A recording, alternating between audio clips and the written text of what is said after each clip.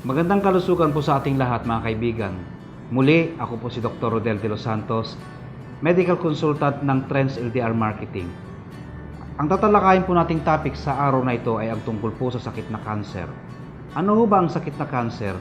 Ang cancer po ay isa pong klase ng sakit na lumalaganap po ngayon sa ating bansa, lalo na po sa ibang bansa, dahil din po sa mga pagkain po natin na mga bagay-bagay na matataba, lalo na po yung mga inihaw, na mga barbecue tulad po ng inihaw na isda, inihaw na manok na siya pong pinagmumulan ng heterocyclic amines. Ang mga heterocyclic amines din po ay nakikita rin po ito doon sa mga bagay-bagay na mga nasa loob ng mga dilata. Pag pumasok po ang heterocyclic amine sa atin, ang mangyayari po dito ngayon, ito po ay magkokos ng abnormality sa ating cells, particularly na po sa ating nucleus, kung saan po sinisira po nito ang ating nucleus, particularly ang ating DNA, para po ito ay maging karoon ng tinatawag nating DNA cleavage. Pag nagkaroon po ng DNA cleavage, magkokos po ito ngayon ng mutation sa ating mga cells. Ang mga mutant cells na ito po, kadalasan ay pinapatay po ito ng ating immune system. Ngunit kung bagsak ang ating immune system, ang mga mutant cell na ito ay pumapasok po sa tinatawag po nating mitogen activated protein kinase pathway, na siya pong isang pathway kung saan po dumadami at nagmumultiply ang mga cancer cells. Pag dumami na po at nagmultiply ang cancer cells, doon nyo mapapansin ngayon na unti-unti na pong lalaki ang mga bukol sa inyong katawan at lalala na po at sasakit ang mga tumor na ito. Ngayon, ano po ba ang ginagawa po ng ating purple corn para ma-prevent natin ang mga sakit na cancer? Ang ating po kasing Trends purple corn po ay mayroon pong sangkap na anthocyanin na siya pong pinakamalakas na antioxidant sa buong daigdig. Ayon po sa mga pag-aaral po ng mga eksperto katulad po ni Dr. Shirai ng Nagoya, Japan, sila po ang pangunahin o pioneer na nag-aral po ng epekto ng anthocyanin sa mga cancer cells. Sa kanilang pong pag-aaral sa pamamagitan po ng paggamit ng molecular biology, katulad din po ang paggamit ng mga electron microscopy, na pag-alaman po nila na pag ang anthocyanin ay dinagdag po nila sa isang cancer cell, pinapatay po nila ito at binabawasan po o pinababagal ang pagdami po ng cancer cells na ito.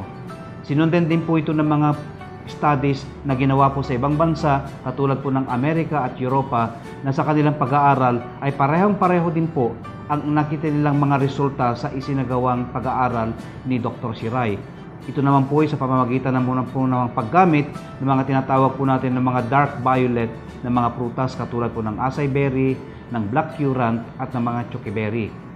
Ang ating pong purple corn ay mayroon pong mataas na sangkap ng anthocyanin na siya pong pinakamalakas na antioxidant sa buong daigdig. May mga testimonies po tayo na magumaling na po sa paggamit po ng Trends purple corn juice. Si Esraelita Rutas na taga Solano, Nueva Vizcaya. Ako po ay nagkaroon ng sakit na sa breast ko, natawag na tumor, na marami po siyang bukol na ayon po sa ultrasound, nakita nila may higit 20 bukol. At doon po na discover ko po ang Trends purple corn na siya po aking ininom. Doon po gumaling po ang aking bukol. Kaya po, subukan po ninyo uminom ng purple corn juice. At yun po, kasi gumaling po ako doon.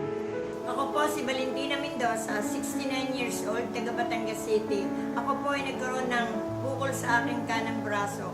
At ito po ay aking dinala sa doktor.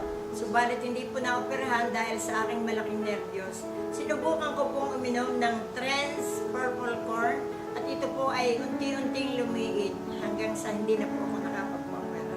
Salamat sa Trends purple juice. Ako po si Pipanya Año Nuevo, 73 years old, taga Santa Clara, Batangas City. Ako po ay may bukol sa kidney. Na-ospital ako ng 8 araw. Paggamit ko po ng Trends ay ako'y gumaling. Salamat po ng marami sa Trends. May mga recommended dosages po tayo sa pag-inom ng Trends purple corn para po sa sakit na cancer. Maaari po ninyo kaming kontakin sa mga numero naka-plus sa ibaba para po sa karagdagang impormasyon. Muli, ako po si Dr. Rodel de los Santos, Medical Consultant ng Trends LDR Marketing.